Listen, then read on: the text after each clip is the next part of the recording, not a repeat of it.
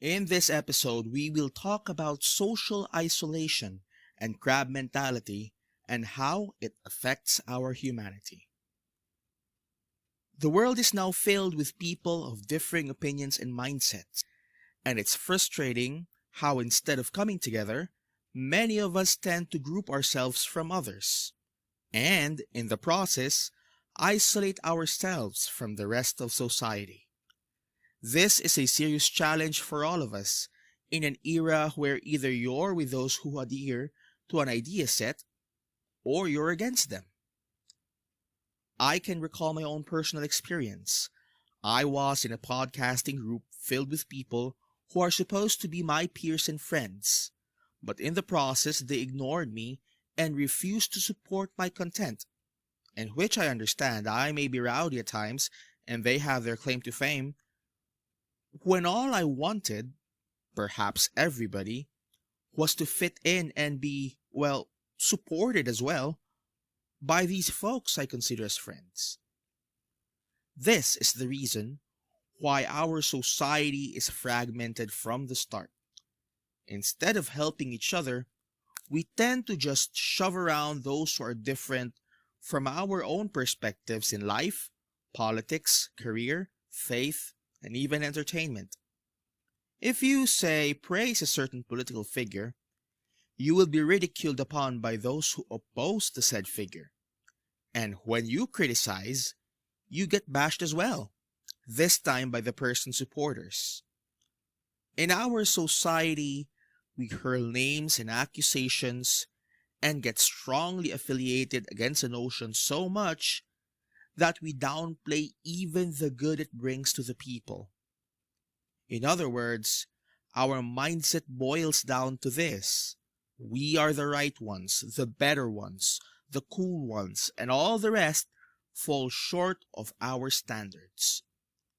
In our pursuit to be the perpetually correct, though, we tend to get envious when someone else, even our own kind, gets to be better than we are.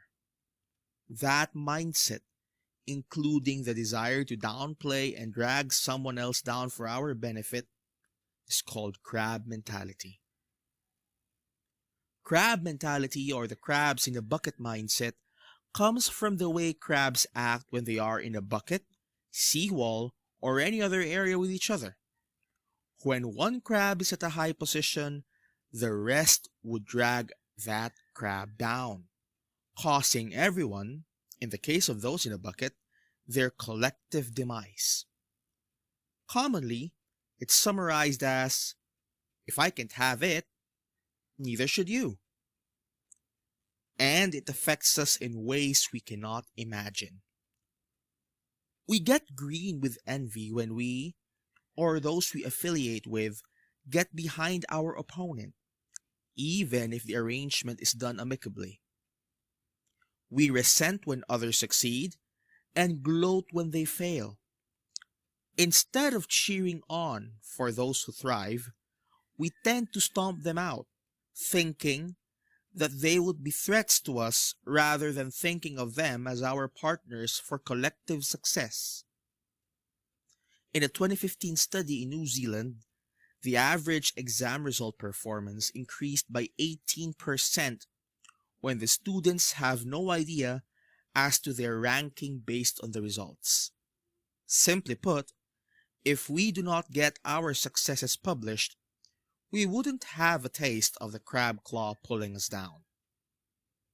I can recall my own experience. I have no idea how my meager, simple achievements would be equal to success. But a fellow online writer has attempted to smear my reputation by labeling my opinions as terroristic and myself as a terrorist. While it may not be true, but it affected me severely that I had to recompose myself after some time. And that was when Ram Speaks was officially out in the air, and the rest is history. Having a crab mentality is a serious issue. It can hurt the person we are trying to pull down.